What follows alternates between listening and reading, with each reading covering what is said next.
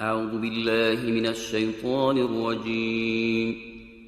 بسم الله الرحمن الرحيم.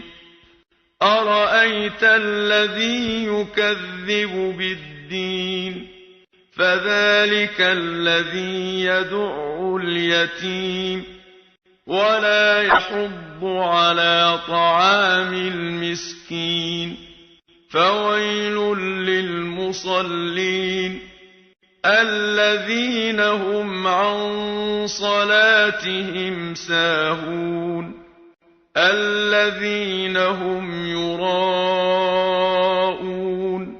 ويمنعون الماعون. صدق الله العلي العظيم.